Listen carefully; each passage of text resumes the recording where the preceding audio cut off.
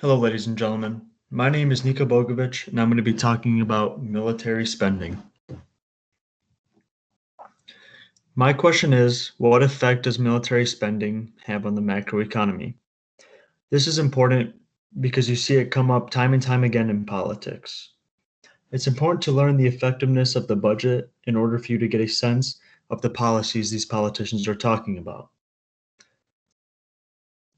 This ties to economics because the military budget doesn't just affect our military, it also affects employment, technological development, and GDP growth.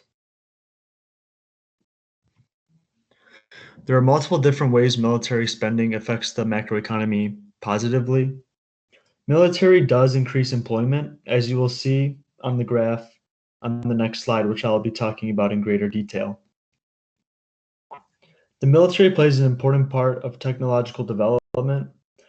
They have been vital to the inventions of the microwave, GPS, and even drones that companies are using today, such as Amazon, Walmart, and Shell Oil Refinery.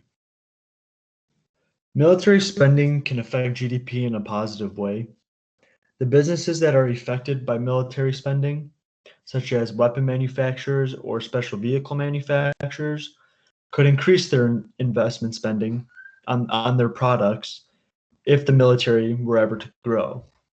Looking at the Keynesian cross model, an increase in firm investments would cause an increase in GDP. Military spending is still good, but there are some aspects we need to take into consideration, such as opportunity costs, which I'll be talking about in the next slide, and market failures.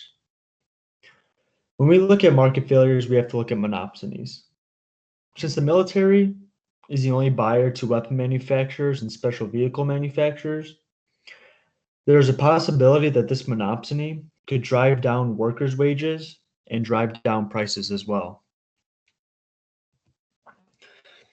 So this graph tells you the number of jobs that would be created if there was a $1 billion increase in each U.S. budget section.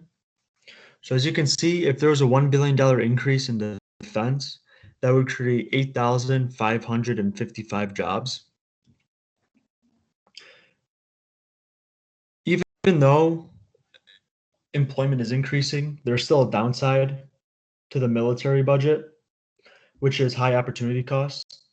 As you see, the opportunity costs of rising the military budget, the the opportunity cost would either be 19,795 transit employees or 17,687 educational employees.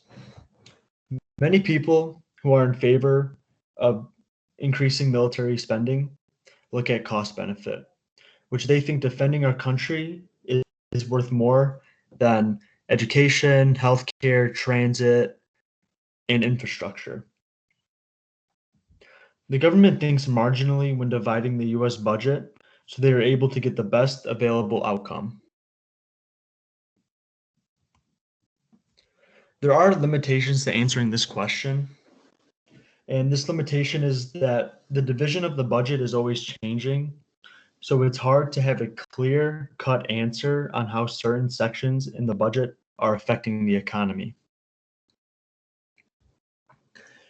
If I took away the assumption that the military budget is increasing, then there's a chance that the military budget is decreasing. And if it decreases, this would either keep GDP constant rather than increasing. I am confident in my answer, although you have to remember that military spending is constantly changing, so this answer may not always be true.